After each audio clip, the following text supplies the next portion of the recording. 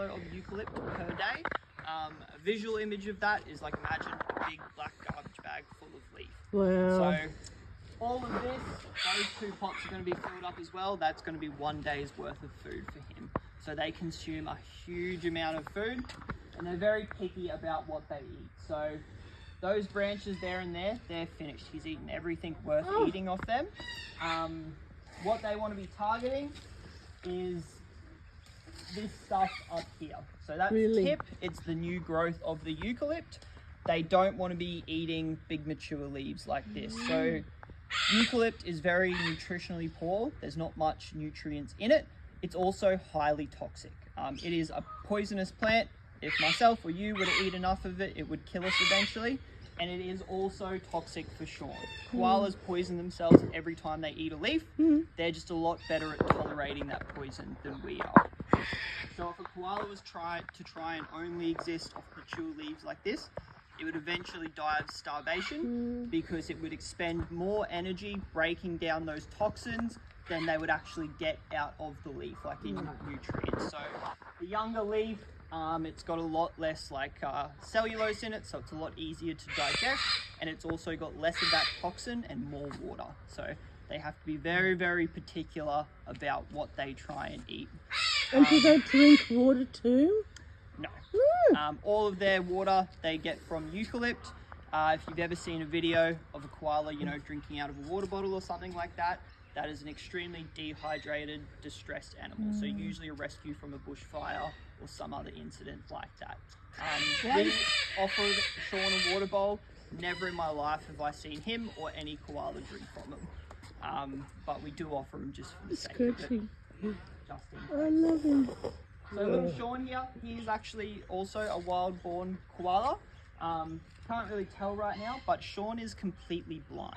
So Sean is missing one of his eyes and he's fully blind in his other eye. Oh, wow. Yeah, so that's why he's here in captivity. Sean was like that when he was first found and taken into a vet. So we can't say for certain what happened to him, but we can take a pretty good guess. You've heard about koalas contracting chlamydia. So probably the biggest killer of wild koalas at the moment. Same as in humans, it's a sexually transmitted disease.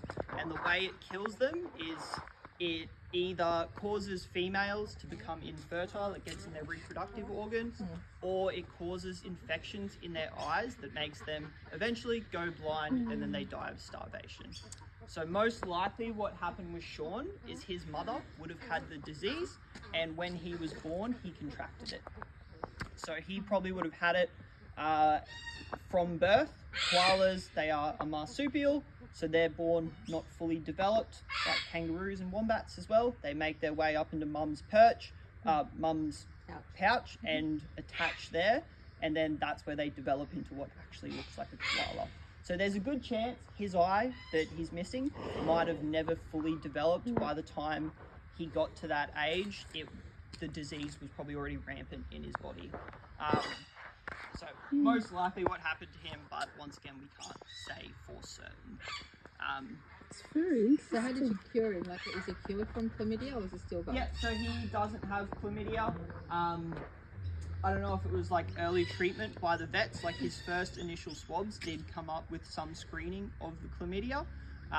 So yeah, we don't have 100% answer for if that was like the vets treated him early on either, and that's how they got rid of the disease. That is the current main treatment for it is antibiotics, same as in humans.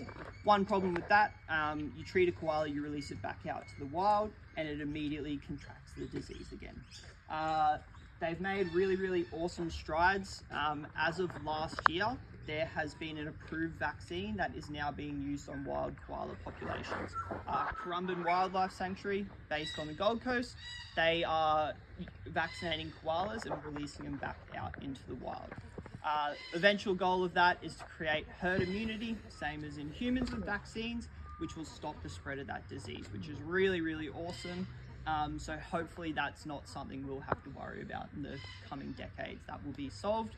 Something really cool about that as well, because of that research into koalas, they think it will be very easy to tweak that vaccine to make it work on humans. So study and research into saving koalas can now be used to potentially cure chlamydia in humans, which would be amazing.